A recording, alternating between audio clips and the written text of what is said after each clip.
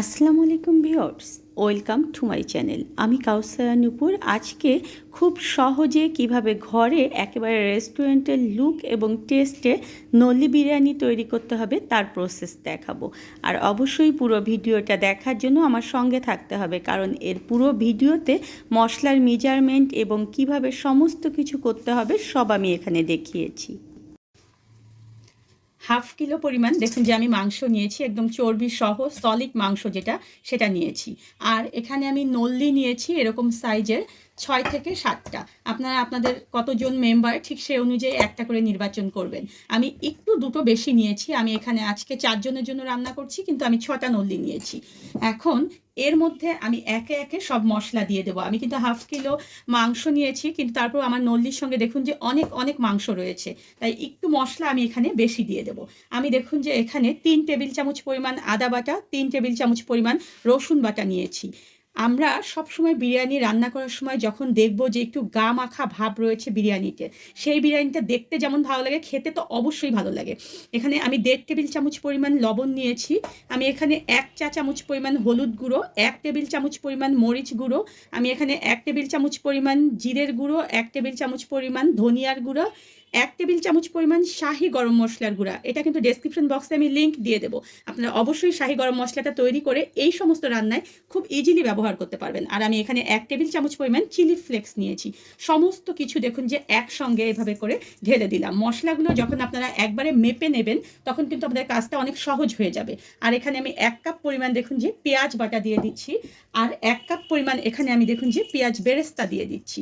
কিছুটা গোটা গরম মশলা ব্যবহার করব, 3-4 টুকরো দেখুন যে দারচিনি, আমি 7-8টা ছোটো এলাচ, আমি 7-8টা দেখা যায় বড় এলাচ, লবঙ্গ 7-8টা, এগুলো দিয়ে দিলাম।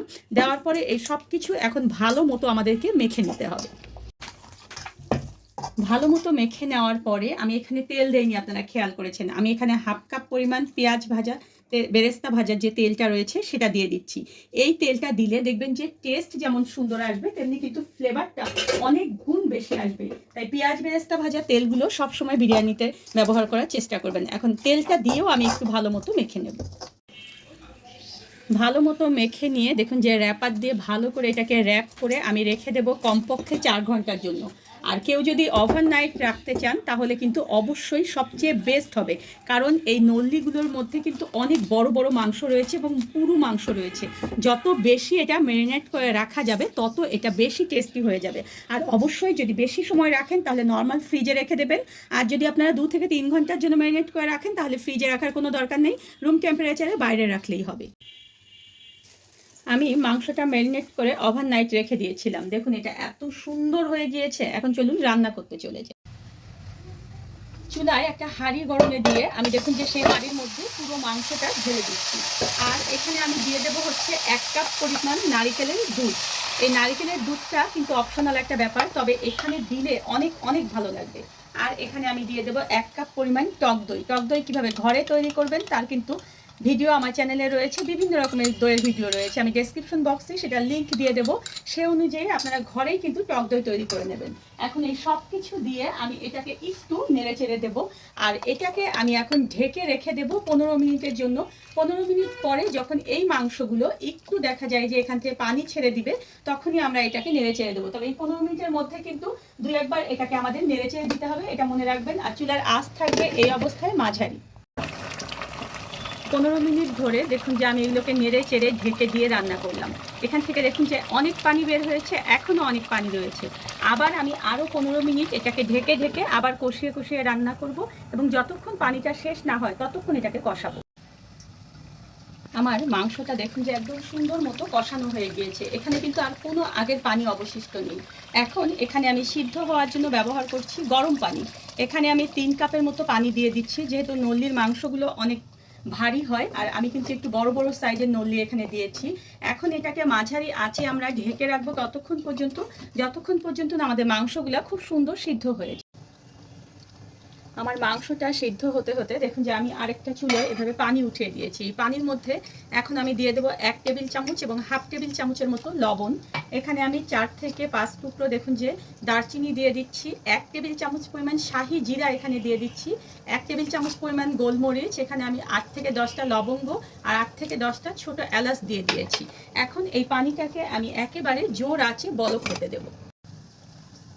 পানিটা যখন আমার একদম বলক চলে আসবে তখন আমি 10 মিনিট আগে চালটাকে ধুয়ে ভিজে রেখেছিলাম।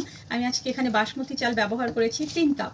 এই পুরো চালটাকে দিয়ে আমি চালটাকে সিদ্ধ করব 90%, আর 10% সিদ্ধ আমি বাদ রেখে দেবো। 90% সিদ্ধ কিভাবে হবে সেটা আমি আপনাদেরকে সিদ্ধ হওয়ার পরই কিন্তু দেখিয়ে দেবো। এখন এটাকে ঢেকে আমি রেখে দিচ্ছি। 10 মিনিট আমি চালটাকে দেখুন যে সিদ্ধ করে নিয়েছি। আমি এখন দেখাচ্ছি যে চালটাকে এভাবে টিপে দেখার পরে দেখবেন যে জাস্ট অল্প একটু ভিতরে শক্ত মনে হবে, তখনই বুঝতে হবে যে আমাদের চালটা হয়ে গিয়েছে। এর চেয়ে যদি আমরা এটাকে বেশি সিদ্ধ করি তাহলে কিন্তু আমাদের চালটা যদি আমরা বিরিয়ানিতে দেই তাহলে সেটা অনেক নরম হয়ে যাবে। এখন এভাবে করে পানি ছড়িয়ে আমরা চালগুলোকে তুলে নেব।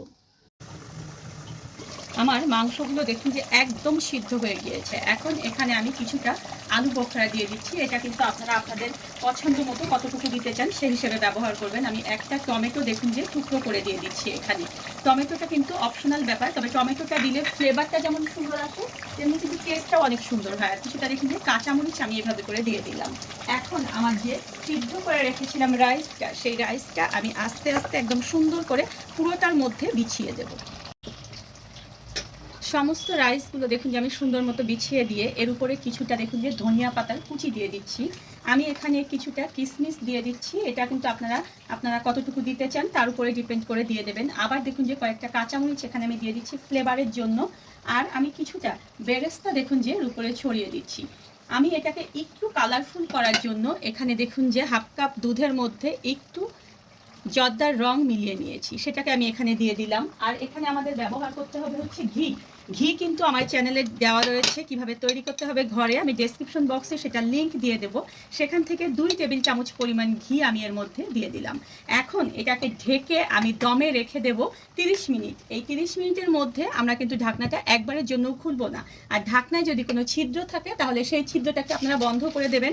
সেটা আপনারা টিস্যু দিয়ে বা যে কোনো কাগজ দিয়ে বা লংয়ের একটা টুকরো দিয়ে এভাবে বন্ধ করে দিতে পারেন। হাঁড়ির তলা যদি পাতলা হয় তাহলে অবশ্যই কিন্তু এই যে দমে রাখবেন তার জন্য একটা তাওয়া ব্যবহার করবেন। আর আপনার হাঁড়িটা যদি মোটা তলাযুক্ত হয় তাহলে আপনারা ডাইরেক্ট সেটাকে দমে রাখতে পারবেন। আমার এই হাঁড়িটা পাতলা তলাযুক্ত, সেজন্য আমি এই হাঁড়িটাকে একটা তাওয়ার উপরে দিয়ে চুলার আঁচটাকে একেবারে লো করে দমে রাখলাম। 30 মিনিট পরে ফিরে এলাম। দেখুন আমার কিন্তু একেবারে বিরিয়ানি রান্নাটা শেষ হয়ে গিয়েছে। আর এটা এত সুন্দর হয়েছে পুরোপুরি নিচ থেকে যে আমি আপনাদেরকে এখন তুলে দেখাচ্ছি যে এটা কতটা পারফেক্ট হয়েছে। এটা দেখুন যে কতটা পারফেক্ট হয়েছে। দেখুন এটা এই যে নল্লি একদম কিন্তু মাংসটা গা ছাড়া ছাড়া হয়ে এসেছে। আর রাইসটা দেখুন যে কতটা ঝরঝরা হয়েছে। ঠিক এইভাবে করে যদি আপনারা নল্লি বিরিয়ানিটা রান্না করেন তাহলে দেখবেন যে একেবারে রেস্টুরেন্টের লুক যেমন আপনারা পাবেন তেমনি কিন্তু রেস্টুরেন্টের টেস্টটাও পাবেন। দেখুন ঠিক আমি যে রেসিপিতে যে পরিমাপ দিয়েছি ঠিক এইভাবে করে যদি আপনারা রান্না করেন তাহলে দেখবেন যে আপনাদের নল্লিগুলো যেমন খুব সুন্দরভাবে সিদ্ধ হয়ে যাবে তেমনি রাইসগুলোও দেখবেন যে একেবারে ঝরঝরে হয়ে যাবে। দেখেছেন আমার রাইসগুলো কিন্তু একদমই ঝরঝরে, আর এটা লুক এবং টেস্ট কিন্তু একেবারে রেস্টুরেন্টের মতোই। ধন্যবাদ সবাইকে আমার সঙ্গে থাকার জন্য। আর আমার পরবর্তীতে আরও নতুন কোনো ভিডিও পেতে হলে প্লিজ আমার চ্যানেলটা সাবস্ক্রাইব করে পাশেই থাকবেন।